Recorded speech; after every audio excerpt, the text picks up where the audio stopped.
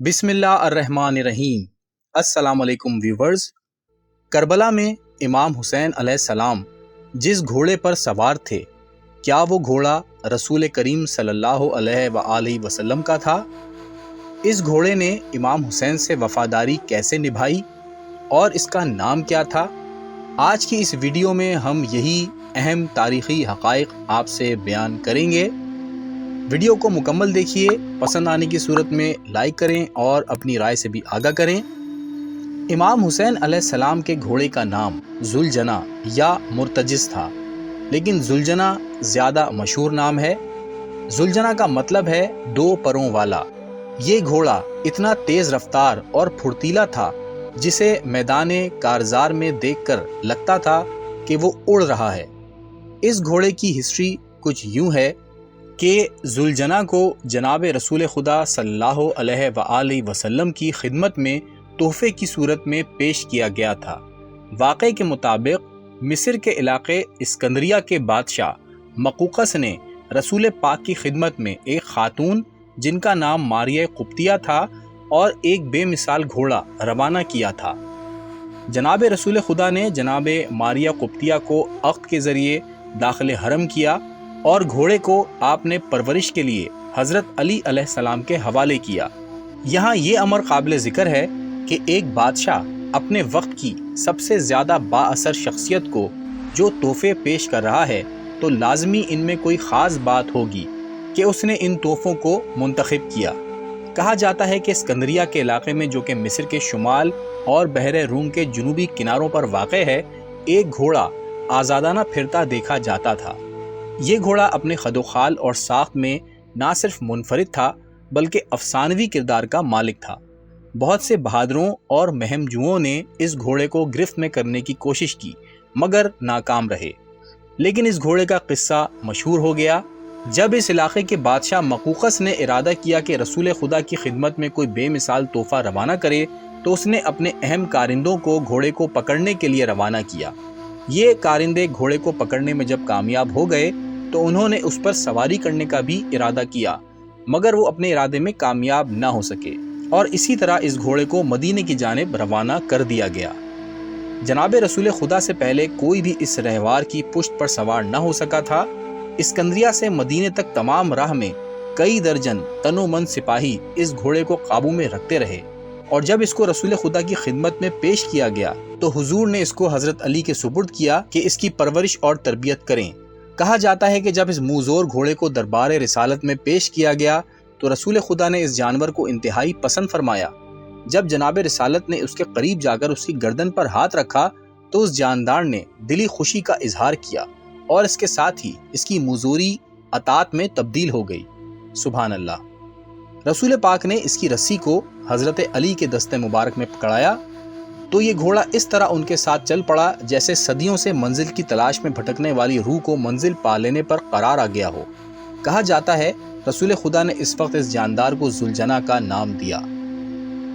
اس کے علاوہ بھی بعض روایات ہیں جن کے مطابق مرتجز کے نام سے بھی اسے پکارا گیا، لیکن ایک تحقیق کے مطابق مرتجز اور ذوالجناح الگ الگ گھوڑے ہیں اور یہ دونوں ہی گھوڑے رسول خدا کی ذاتی سواریوں میں شامل تھے۔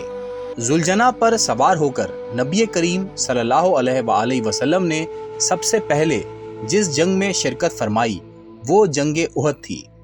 جب امام حسین علیہ السلام کا ظہور نور ہو گیا اور وہ کچھ پیروں پر چلنے لگے تو اس گھوڑے پر سواری کی خواہش کی۔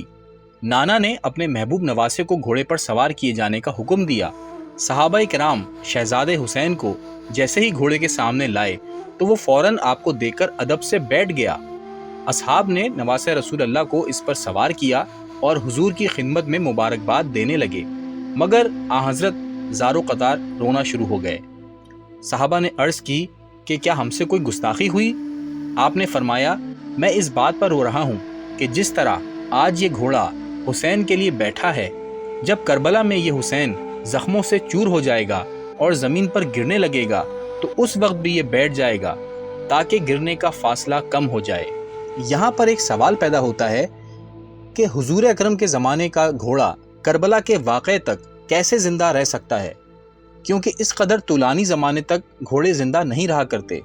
تو اس کا جواب یہ ہے کہ جس خدا نے ہر شے کی عمر مقرر کی ہے وہی اسے بدل بھی سکتا ہے۔ اس کی ایک مثال یہ بھی ہے کہ ایک مرتبہ عمرو بن الحمق جو کہ ایک صحابی تھے، انہوں نے آن حضرت کی خدمت میں پینے کے لیے دودھ حاضر کیا تھا، تو آپ نے خوش ہو کر دعا دی تھی، پروردگار اس کو جوانی عرصہ دراز تک لطف و لذت عطا کر۔ دعائے رسول کا یہ اثر ہوا کہ ان کا سن 80 برس کا ہو گیا تھا، مگر ان کے جسم کا کوئی بال سفید نہیں ہوا تھا۔ اور یہ بھی ایک حقیقت ہے کہ رسول پاک صلی اللہ علیہ وآلہ وسلم جس سواری پر سوار ہو جاتے تھے اس کی عمر بڑھ جاتی تھی۔ ذوالجناح رسول پاک کی حیات کے بعد جناب امیر حضرت علی کے تصرف میں رہا۔ بہرحال ذوالجناح امام حسین کے ساتھ رہا، اور 2 محرم کو امام حسین جب کربلا میں داخل ہوئے تو وہ ذوالجناح کی پشت پر ہی سوار تھے۔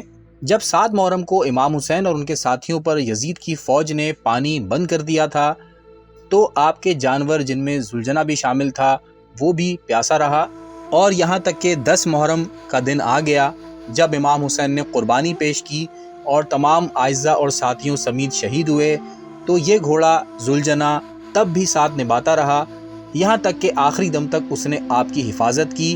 امام حسین ذوالجناح کی پشت پر سوار ہو کر ہی میدان کارزار میں گئے اور جہاد کیا۔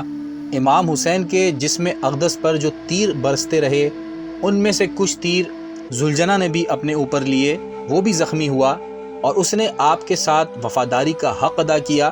تاریخی کتب میں مرقوم ہے کہ جب امام حسین ذوالجناح کی پیٹھ سے زمین کی طرف آئے اور آپ کو شہید کر دیا گیا تو ذوالجناح نے انتہائی غصے کا اظہار کیا اور وہ باقاعدہ یزیدی فوج پر حملہ آور ہوا، اور اس نے باقاعدہ جہاد کرتے ہوئے 40 یزیدیوں کو واصل جہنم بھی کیا۔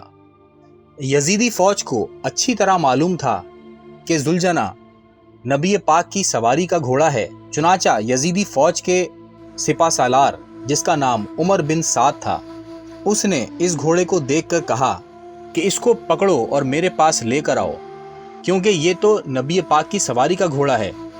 یزیدیوں نے اسے پکڑنے کی بہت کوشش کی، لیکن یہ وفادار گھوڑا اپنے مولا کے انتقام میں ان پر حملہ آور ہوا، اپنے پاؤں مارتا تھا، منہ سے کاٹتا تھا اور اپنے اوپر چڑھنے والے ملائن کو گرا دیتا تھا۔ جب عمر سعد نے یہ ماجرا دیکھا تو اپنی فوجوں کو آواز دی کہ اس گھوڑے کو زیادہ نہ ستاؤ اور دیکھو کہ وہ کیا کرتا ہے۔ چنانچہ وہ اس سے دور ہو کر اسے دیکھنے لگے تو گھوڑے نے اپنے آقا کو ڈھونڈنا شروع کر دیا۔ آخرکار امام مظلوم کی لاش پر پہنچا، وہ امام کے زخمی جسم پر منہ سے بوسے دیتا، آپ کے جسم اتھر سے پیشانی کو رگڑتا اور اس طرح روتا جس طرح کوئی عورت اپنے بچے کی موت پر روتی ہے۔ اس کے بعد اس گھوڑے نے پیشانی خون سے رنگین کی اور ہنہناتا آنسو بہاتا اہل حرم کو مطلع کرنے کے لیے خیام کی طرف روانہ ہو گیا۔ جب جناب زینب عالیہ نے گھوڑے کی آواز سنی تو بی بی سکینہ سے، جو حضرت امام حسین کی سب سے چھوٹی لاڈلی بیٹی تھی، ان سے فرمایا کہ تمہارے بابا شاید پانی لے کر آ گئے ہیں۔ جب سکینہ بی بی در خیمہ پر پہنچی تو دیکھا کہ گھوڑے کی پیشانی خون آلودہ ہے، اس کی لگام شکستہ ہے، زین ڈھلی ہوئی ہے، باگیں کٹی ہوئی ہیں، بدن میں تیر پیوست ہیں۔ اس کی یہ حالت اپنے سوار کی موت کی خبر دے رہی تھی۔ یہ دیکھ کر تمام بیویوں نے رونا اور بین کرنا شروع کیا۔ واہ حسینہ، واہ محمدہ، واہ علیہ کی صدا بلند ہوئی۔ روایات میں ہے کہ جب ذوالجناح نے دیکھا کہ میرا سوار شہید کر دیا گیا ہے اور فوج اشقیہ اب اس کو پکڑنے کی کوشش میں ہے تو وہ دریائے فرات کی جانب بھاگا اور دریا میں کہیں ڈوب کر غائب ہو گیا۔ اور دوسری روایت کے مطابق ذوالجناح روتا اور بین کرتا ہوا کربلا میں دور کہیں جنگلوں میں نکل گیا اور اس کے بعد کوئی بھی اس کو نہ پا سکا۔ فوج یزید نے امام حسین علیہ السلام جو رسول کے نواسے تھے ان کا احترام نہ کیا، ان کو بے دردی سے شہید کر دیا، تو وہ ذوالجناح کی کیا اہمیت کو سمجھتے اور اس کا خیال کرتے۔ لیکن آج بھی امام حسین علیہ السلام کے جو عقیدت مند ہیں وہ آپ کے اس گھوڑے کو احترام کے ساتھ اس کی شبیہ بنا کر اس کو سجا کر جلوس میں لے کر آتے ہیں۔ لوگ اس ذوالجناح کی زیارت کرتے ہیں تو کربلا کا واقعہ اور اس سواری کے سوار کی یاد تازہ ہو جاتی ہے۔ اہل تشیع کے نزدیک ذوالجناح کی خاص اہمیت ہے۔ وہ اسے پورا سال پالتے ہیں اور اس کو خاص غذا اور ٹریننگ بھی دی جاتی ہے، اور اس پر کسی کو سوار نہیں کیا جاتا کیونکہ اب یہ گھوڑا منسوب ہو جاتا ہے حسین شہید سے۔